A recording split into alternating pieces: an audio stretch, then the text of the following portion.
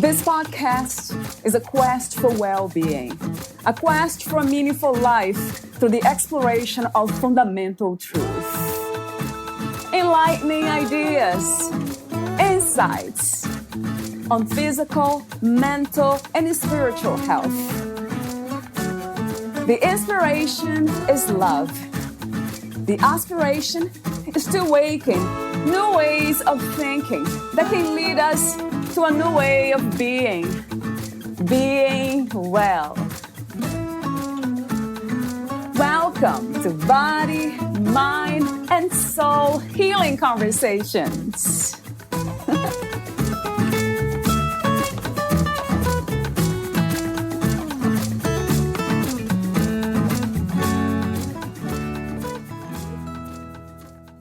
What we think we are doing and why we believe we are doing it is rarely what is true. Valeria Teles interviews Tammy Demireza, the author of The Inmate and the Medium, a true story about loss, love, and freedom. Tammy Demireza is globally known as the Freedom Alchemist, who specializes in creating the alchemy of the relationship you want to stay in. As an internationally sought-after speaker, author, and intuitive, she helps single, divorced, married, bereaved, and dumped women from all creeds and professions to stop running, start clarifying, and break through fears, control, judgments, shame, regrets, and build the self-confidence needed to get the love women want. Serving over 4,000 clients and learning from some of the world's leading experts, she uses the Tammy De Mirza Method to help women live blissfully. She is an author, spiritual guide, teacher, and mentor. Some people call her a mystic. Her work is about putting the puzzle of your lives together by giving you information she could not possibly know without God/Spirit's help.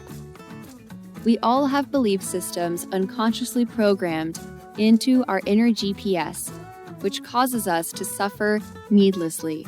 Her work is about revealing this for you so you can heal and choose again. You have a driving force within you to accomplish certain things in this lifetime. But most of you either do not know what that is, or you know what it is and are in pain because you do not know how to get there. The trauma dramas in your life, the predicaments, can be the very catalysts to understand how these can be used for good, so you can accomplish the reason you came.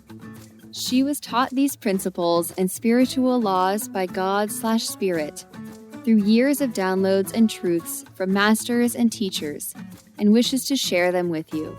She is the evidence that you can overcome this world and all of the sufferings associated with it.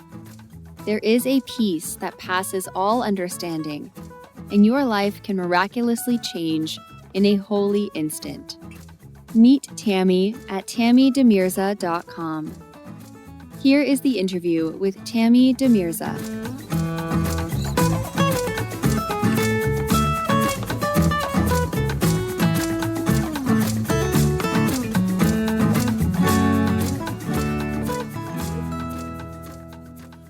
In your own words, who is Tammy De Mirza?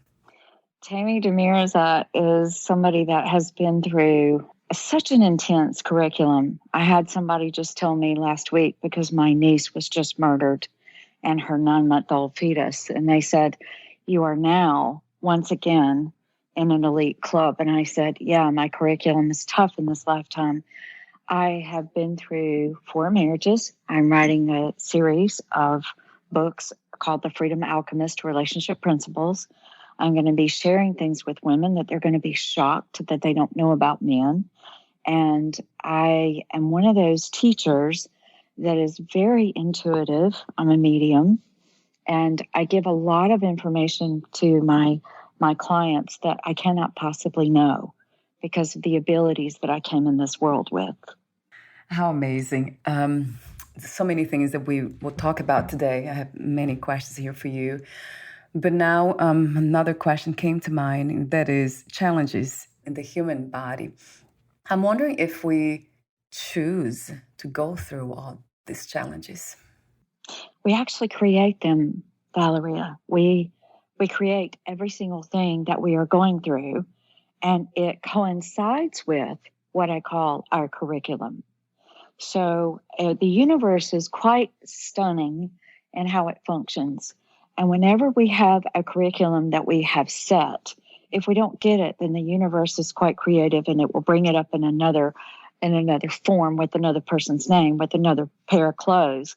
But it's really the same pattern that's going on. So if we understand that we are here to go through a certain growth level and a curriculum, and we just get on that, the good news is that once you complete or overcome a curriculum, then you no longer have the symptoms of that curriculum. It's not necessary because you have used it.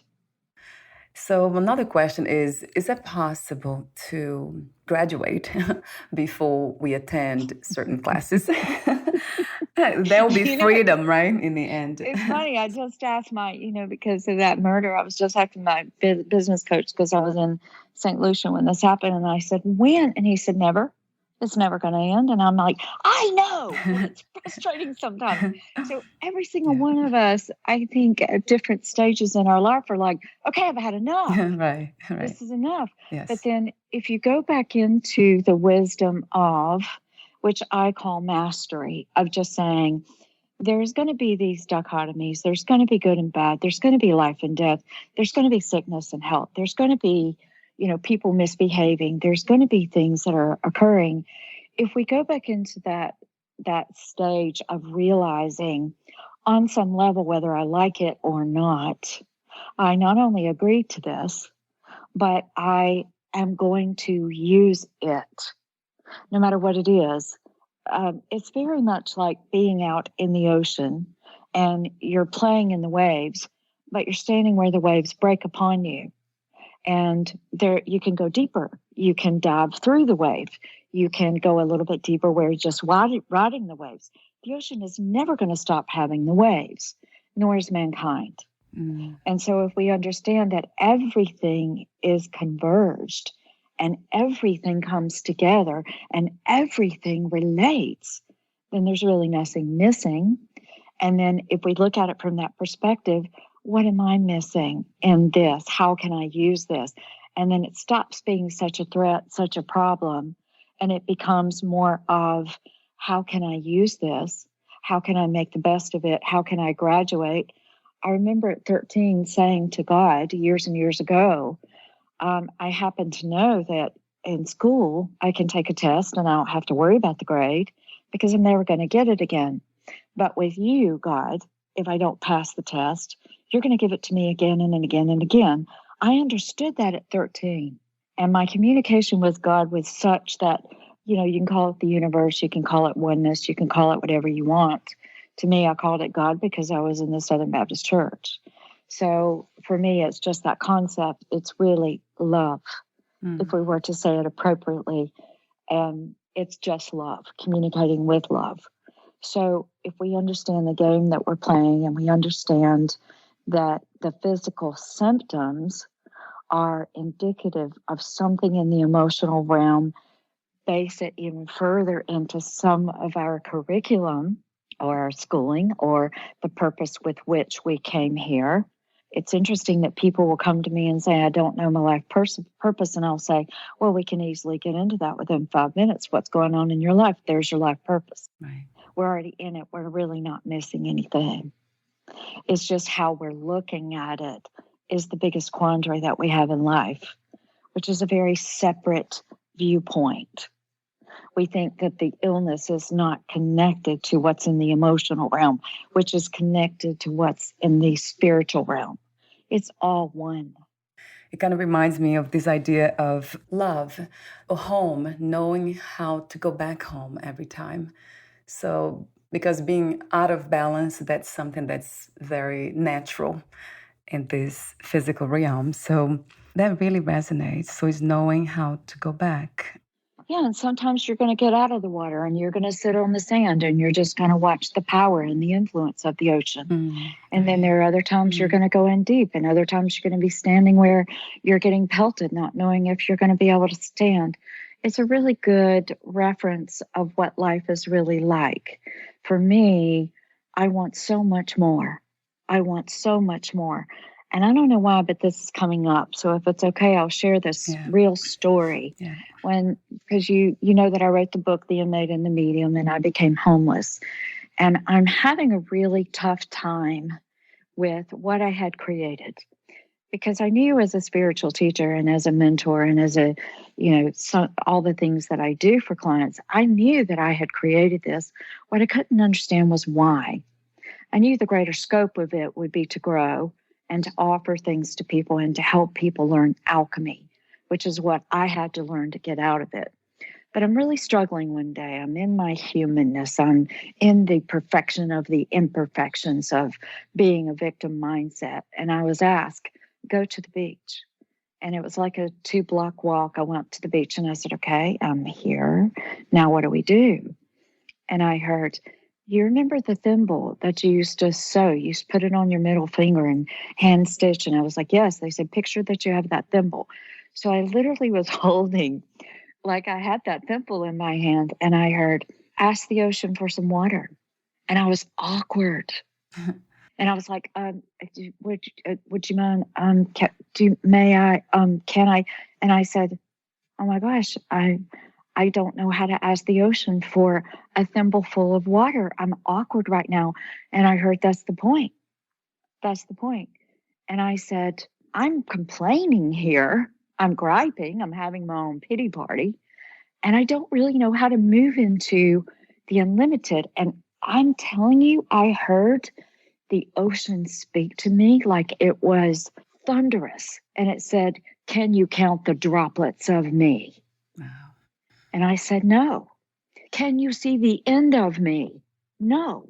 Can you count how many grains of sand are under your feet or in me? And I went, no.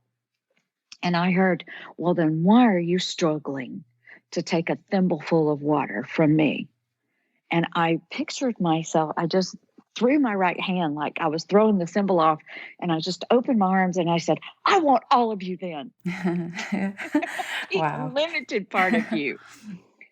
Yeah, that's where you kind of have those breakthroughs where you're thinking very small and limited, but really you're focusing on the problem and not where you want to go. And what facilitates that clarity, that understanding of the unlimited, would you say is this connection with ourselves, parts of ourselves, of consciousness we call intuition?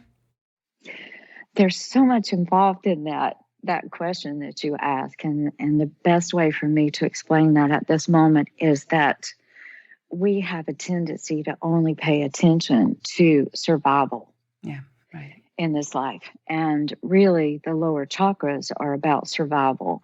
So we're looking at life. It's as if you put your hand in front of your eyes and you're only looking at this, what is below, but you're not really connecting with it. So just breathing makes you go home. And then when you take the blinders off of your eyes and you just simply ask source, love, God, universe, whatever, higher self, however you want to phrase it, if you just say, show me what I am not seeing, that connection will immediately bring you answers. And then sometimes we have to hire people like me or, be with people like you who have done so much of the work that we can actually guide people to their state of home where they're connecting. In my work, I tell people my biggest job with you is to help you self-identify. So a lot of the work that I do is revealing, did you know that you're clairvoyant? Or did you know that? And they'll say, no, I haven't. And I'll say, really? You want to tell me about the 2 times you saw your grandmother? And they're like, oh my gosh, I did. So once you connect with yourself and you realize, oh, I've been looking at other people as gifted. I've been looking at them as having abilities that I don't have. And some of the people that I talk to have better abilities than me. And I'm like, I've just become aware of them. My job is to help you become aware of them and to teach you wisely how to use them. If we connect with the whole, the body, the mind, and the spirit, then we don't feel so alone. We don't feel fractured and broken. And we're not really seeing the whole picture. So, like I said, if you just say, show me something I'm not seeing today, then you'll get some answers. It may be in a song, it may be in a movie, it may be at the checkout counter, it may be listening to your podcast. Is this a ability that some of us have as a gift that most people will not develop? Or can we all develop mediumship? Wow, there's like 15 things I could tell you about that. But let me tell you very quickly that to me, every single person has mediumship abilities. We have the same brain. And I had a physicist study my brain. And he said to me one day, he said, I'm not even sure that you're completely human. I don't really, I believe in science, but it's like I'm talking to some kind of angel that has these abilities. And I said, let me put it for you in a very succinct way. And he said, what? And I said, I have the same brain as you. I've done the work. The more clearing that you do, the more healing that you do, the more questions you ask of Source, the more you understand, the more aware you become, the more your abilities are uncovered. Yeah, and this is something that most people do not say, but they're not gifts. They're rewards for work that you have done, because they're basically just uncovered. Every single one of us have the same capacities. Every single one of us have the same brain. Now, when you get into what we understand about psychics and mediums, and I don't understand why people say psychic medium, because a psychic is not a medium, and a medium is a psychic. But a psychic is being able to read the auric field of someone and get information from that. A medium has that ability, but also can communicate with people who have crossed over. Well, then there's levels of mediumship, sweetheart, where you are able to communicate with masters and teachers and the soul and the spirit of the person in front of you and people who are alive. Because often I'll say to my clients, I do not know if this person has transitioned or not, but they're standing in front of me. And those people are alive today, but their spirit is communicating with me. So then there are levels of mediumship. And from what I understand from my life since 11 years old, when all of this just suddenly hit, when I invited Jesus into my heart, I invited love into my heart. And then all of a sudden, it was like I awakened. I have been communicating with these beings and these things and people who have crossed over my entire life, but it has matured, because the more work that I do, the more connected I get to self, the more self-love I have, the more I love everyone, and the more love comes to me. So then everybody can do ultimately what I do. I'm not gifted. I'm not special. I've just done a lot of work, and it's uncovered. I heard about this man. I think you probably heard about him too. His name is John of God. He's in Yes. Brazil, a famous, known medium.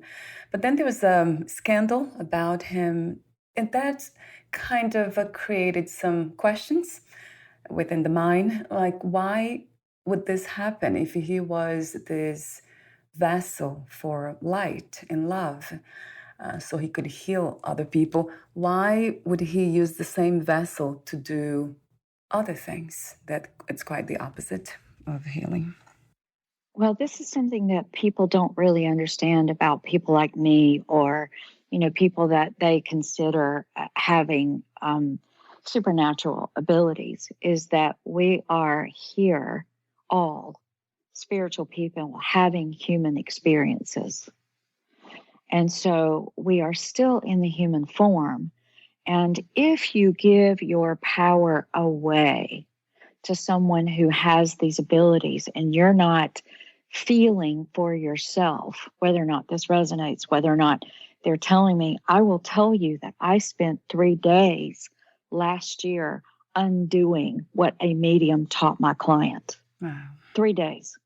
Because what the medium was telling her, and this is where it gets really important, that John of God was doing all of these healings, but I know for a fact, because I've talked to someone who went to him and warned him, this is going to happen to you. And part of what was said about him is true, and part of what was said about him is not true. Because some people get jealous of people like this and they'll make things up. But there were things that he was warned about. And I know the person who warned him. And he didn't listen. And he went forward. So for all of us, we're really all equal. We're all the same. We're all imperfect beings. And if spiritual teachers that are well-meaning are not empowering the people that they're working with, and they're not teaching them, don't take what I say and let it be the gospel. Don't take what anybody says and let it be the gospel. You have your own inner GPS and guidance system. And you know, everyone knows when it feels right, when it doesn't feel good, when it, there's a difference when I'm such an instigator with my clients that I'll tell them things they really don't like.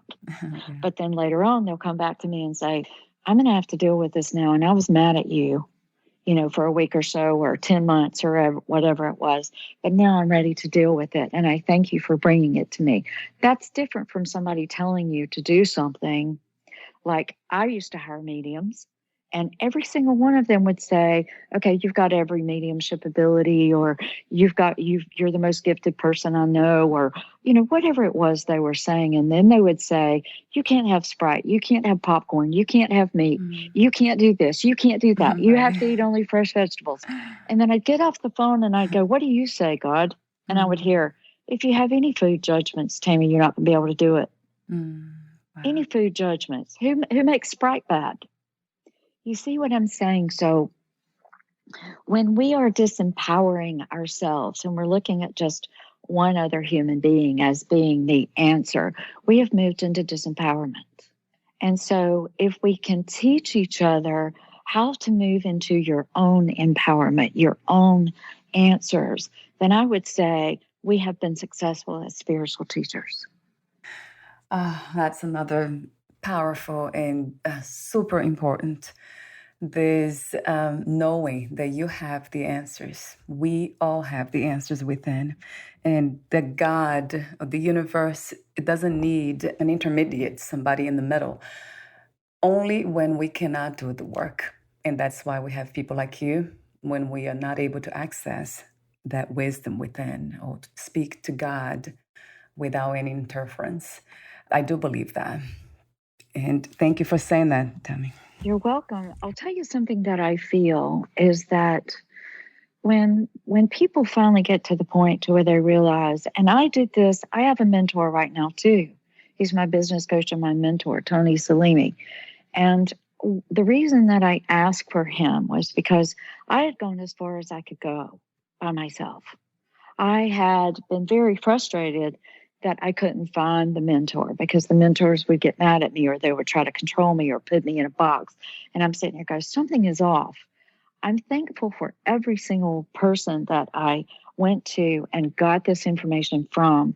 And I would say to your audience, if you find someone that has done the work themselves, then go to them, cling to them like glue and get information. But if they're not teaching you to stand on your own feet, to know thyself, to know what abilities you have and how to use them and why you came in with those and why they're developed and how to wisely move in them, then run from them. That connection of wanting a mentor or a teacher or someone is quite beautiful when you think about it, because instead of walking this life alone, feeling that you're going through your own things by yourself, you hold the hand with somebody else who has simply just walked the journey a little bit further than you have, I tell my clients, I'm going through stuff real time as you are, but I'm very honest about it, and I'll share it with them and say, you're not the only one that's going through this. I'm going through this, but here's what I'm doing. Does that resonate? Can we find ways for you to walk through it? We're not separate. We're one. We're the same. And it's always better together. I agree. I love relationships of all kind. And I love what you said about empowerment. So this is one way to know when we are about to hire someone to assist us, to guide us. It's that they will always, honesty, will always be very sincere, and also try to empower us. You want somebody that's going to help you to know you. Right. Because if they're getting you dependent on them, then it's a toxic relationship. Right. So if one of the things that I learned, because at some point I heard, would you go see these mediums that were very, very famous in the world? And I'm sitting in front of them, and they were giving me information. They were picking me out in the audience, but it was very inaccurate. Very inaccurate. Right. And I was like, what is this? I thought, because I'm always putting myself as, even though I'm the teacher, I'm more the student, or I'm equal the student and the teacher. So I'm always being in that submissive place of, what can I learn? I can't wait to hear something from you. I can't wait to see how you do this. I can't wait to be fed. And then what I was getting was horror. I was horrified. I was like, you're picking me intentionally. And so I was asking, what is this? And I heard, you don't know what you've done. And we want you to know that even a medium or someone who is highly developed can only give what they know or what they have done. You cannot give away that which you do not know. So I would say that there's a lot of very well-meaning people doing things, but they don't know that they haven't really done enough work to really be of assistance. So there's level of work, there's a curriculum, there's every single one of us are going to go through it. If you find the person that you resonate with in where you are, then you're probably going to outgrow them at some point, and should. And what it is that they're teaching, unless that teacher is the consummate student who is constantly sitting at the feet of the universe and going, teach me more. Teach me more. I need more. And that's me. I'm insatiably hungry. I can't get enough. What is freedom to you? What is to be free, finally? Freedom to me, and I'm known as the Freedom Alchemist. And the reason that my business coach branded me that is because I guide people to freedom, which means the good news is that once you complete something or you have gotten the reason that you are experiencing it, you're free. Freedom is being able to express oneself, to have the chakra systems unblocked, to be able to speak your truth, who you are, without fear of being judged or someone not liking you or being attached to, if this person only behaved this way, I would be happy. That's freedom, when you don't need someone else for you to be happy. I mean, there's 1,000 things I could go into here, but freedom is really when you're breathing your own breath and you're learning who you are. And then you are able to use your abilities to know what decisions to make based on what behavior and another spirit and soul in front of you is sharing with you, for you to know, oh, you're not going to play that role in my life. Such as, I've dated a lot. And so a lot of these relationship books that I'm writing are going to be about relationships and what I learned. And it's really weird. But I found out that within 5 minutes and on the first date, a man will tell you every single thing you need to know if you're listening.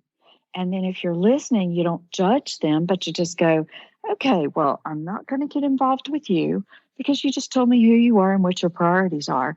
And that doesn't fit with me because my values are different. That's freedom. Instead of trying to conform, instead of getting lost in a relationship, instead of, do I try this? Well, you've got this, but you don't have this. No, figure out what your values are. And then you'll know this is a priority to me. If we match, great. If we don't, great. But I will not waste my time. So you wrote the book, The Inmate and the Medium, a true story about loss, love, and freedom. Two questions for you, Tammy. How did you become a writer? And what was the inspiration and intention of writing this book? If you read the book, you'll see that I am even stopping in my story. It was a 6-year memoir of walking through a journey of getting out of a marriage, meeting an inmate, falling in love in such a strange, awkward place, getting homeless, and then becoming a conscious alchemist and getting out of all of it. The intention in my book was to stop constantly and share backstories with the audience and say, let me help you understand this so that they didn't miss it. I have such a teacher's heart that I really want people to get every opportunity to understand something. So my motive in writing it was to say, every single one of us, even someone who is very intuitive, will make really stupid decisions. Yes, tell me about it. In life. And I had a really hard time with that at first.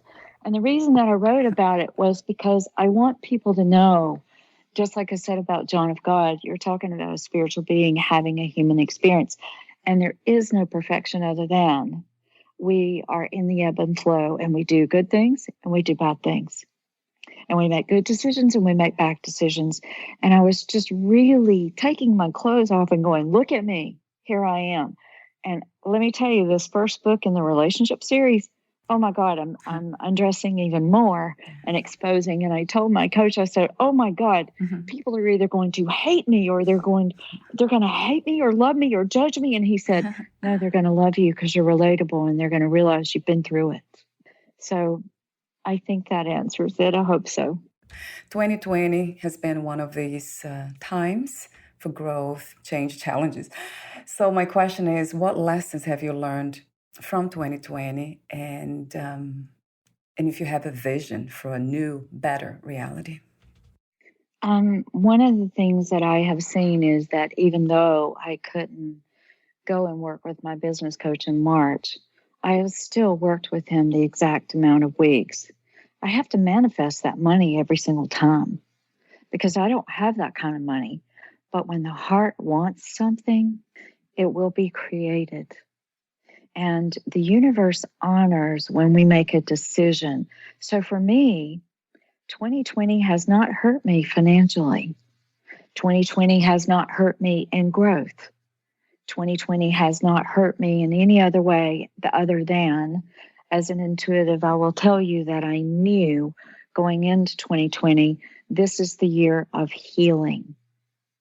This is the year where if I knew that if I had things inside of me that needed healing, they were going to be exposed and come out. And I literally almost died when I was in Turkey in August. I got a virus and I'm running a fever and I'm throwing up violently. And I knew that my life force was leaving. And I knew that it was a pivotal juncture in my life where I could actually go or I could stay. And I chose to stay. There's a YouTube about it that I've done. And knowing that my life force was leaving and that I was going to make the decision, and my business coach is an intuitive and he knew it too. And I foretold it to him saying, at breakfast, I'm about to get violently ill. You're not going to see me for 3 days. I am going to have to choose whether I'm going to stay or go. And I have to go now because I'm about to start that process. And he's looking at me like, well, you're sitting in front of me and you're fine. But as soon as I got to the room, I was violently ill. So for me, 2020 has been a purging. And it is exposing what fears everybody has in them already. And now people are either separating themselves from the fears and saying, I can't stand being treated this way and looking at life this way and thinking that someone else is governing me. I'm going to live it. The laws of attraction are real. And whatsoever you are thinking upon does expand. So for me personally, it's been purging and recuperating and healing and still the continued growth. And that's another topic or a feeling, an emotion, I'm not sure what it is, that it's in me, and I'm sure in so many of us, is that we want to help others desperately when we see them suffering, going through all these challenges. And then the question is being ready to be healed. Some of us are not. No. And you speak of making choices and having that power within that we can decide to stay or go, to heal or continue to be unhealed. Yes. So, what empowers us to make that decision, to stay, to stand strong and do the work? I think for most of humanity, you don't even know that you have a choice. Yeah. And when you find yourself having made choices, and then somebody like me is saying, well, you're creating this, how long do you want to suffer? It's hard to accept that you would actually create that. Yeah, right. But you are. Whether you are conscious of it or not, you are. So then it lends itself to you thinking as a human being, well, what choices do I have? We don't see a way out. And then it overcomes us thinking about the predicaments that we're in. And I call it predicaments because there's not one thing that we can create that we don't already have the knowledge, the intuition, the guidance, and the strength and power to overcome. No matter what you've created, no matter what situation you have gotten yourselves into. For me, it was a pivotal juncture in August where I was finding myself kind of like the guy on the Green Mile that's going, can I just go? I'm tired of people hurting each other. I'm tired of being in this reality where there's all these dualities and there's all these dichotomies, and I see people hurting. And I was just wanting to go before I went to Turkey. And then I was faced with, are you going to, and I'll start crying, but it really came down to, I saw the faces of the people that I had not met yet. And I saw some of my clients, and I was just feeling, are you going to leave them? Not that I have so much responsibility, but it's like, what is your heart, Tammy? Is your heart really to be of service? Do you want to complete this? Do you really want to go public and really assist millions of people? Or would you like to go? We're fine with whatever you choose. And that's really how the universe looks at us. And then I said, if I, by staying, can help assist one person that has been in so much suffering, grief, trauma, all kinds of stuff like me, if I can assist, I will stay. I will lend my hand. And if you take my hand, let's walk. If you don't take my hand, then it's really like namaste, where I just bow and say, I see you and I see your predicaments, but I also see who you are spiritually, and I see the power within you. But if you're not ready, it is perfect. It is well with you. Yeah, you're beautiful. Thank you for that divine beauty. Thank you so much for seeing it. It's beautiful. I see you too. Wow. Yeah, it's really, really beautiful. Wow. And that's what I feel in nature, like how perfect it is and imperfect at the same time, but it's real beauty to me. So we're almost at the end. I do have a few more questions for you, the ending questions. Would you like to add anything or read a passage in one of your books? I don't even have my book in front of me, but I would say that every single thing that we embark upon in life, we are more than prepared to come out on the other end. And even though I had this knowing that I had asked for this curriculum, I'd asked for a very difficult schooling, and I have been asked, it was still a struggle to go through it. But once you get on the side of freedom, like I've never had financial problems, I overcame it. But I was like on the edge of the cliff quite a few times in that book, and I talk about it. But once you get it, it's so worth what decisions you made that seemed to be stupid at the time that leads you to this standing on the edge of the cliff and going, I have wings now. It doesn't matter what life throws at me. It doesn't matter what wave. It doesn't matter if it's a tidal wave. I know how to navigate it. I can get through this. And everybody has that in them. Everyone has it. If you knew you would lose the body soon, Would you make any change in your life or do anything in a different way? No, I would tell you that every single time, even my niece was with me, I've learned to look at my watch. I'm sitting in St. Lucia at dinner, and all of a sudden Sarah is with me, and I'm like, what are you doing here? And she was with me all night long, and I didn't find out until 5 o'clock the next morning. What I always hear is this: you would not believe how heavy that body is. I'm so glad to be out of it. The only thing that I would do in my case is to go to my kids and tell them bye. I would say, there's no problem here. We're good. You'll be with me again. There really is no death. I'm just laying the body down. Yeah, that's an interesting thing. The body was never meant to stay here forever in this reality, for too long even. So, yeah, such a wonderful reflection, isn't it, Tammy? To think about death, losing the body, and that's okay to let it go. Yes, it is. What are 3 things about life you know for sure as of now? You know, the Beatles wrote a song, Love is All We Need. Yeah. And I would say that to expand on that a little bit greater is self-love. If you learn to love yourself, then you can truly love others. I will tell you that there was a parent that I had that was very, very abusive in my life. And one day I was like, okay, what are we going to do next? Because I happen to know there's a constant curriculum, constant new things coming up. And I heard, well, we want you to see the truth about this person, because if you don't, you can't say that you love her unconditionally. And that was a wisdom that I would say, if we're not facing our life, if we're not facing the truth about what we're doing, where we are, what patterns we have, what seems to happen to us constantly, then we're just going to feel defeated until we just look at it and go, all right, bring it. I'm walking through you. I have learned that fear is nothing more than a cloud, that once I face it and say, oh yeah, I'm walking through you, I'm going to face my fears, then it just completely dissipates. It's not even real. It's like a cloud or static in our lives. So I probably gave you more than 3, but it's all reflecting on love is the only thing that we are really connecting with, and that is in ourselves first. And most people are going around trying to do service, but they're not taking care of their own needs.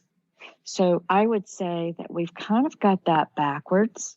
And if we learn how to take care of our own needs, and we know what our abilities are, and we know how to use them, we know how to wisely navigate, we're already of service to others, whether we speak or not.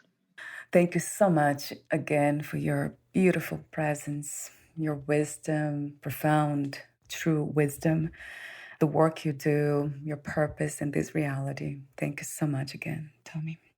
I want to thank you for what you're doing for humanity and for your audience that I haven't met yet. I just want to say welcome. And I love you already. I do. I love you, and I love your audience. And I'm so thrilled that you are doing what you're doing for humanity. It's bigger than you know. Oh, wow. I love you too, Tammy. It's, it's that beauty that I can't stop. My whole body's just goosebumps everywhere. Like all the entire conversation. I'm like, oh my God. Wow. We'll have to get together again. I know. So, thank you so much. And we'll talk soon for sure. Okay. Bye for now. Bye.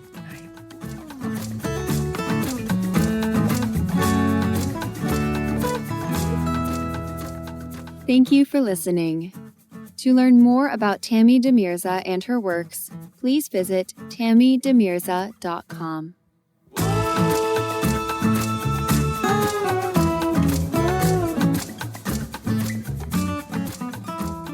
To learn more about this podcast, please visit fitforjoy.org/podcast. Thank you again for listening, and bye for now.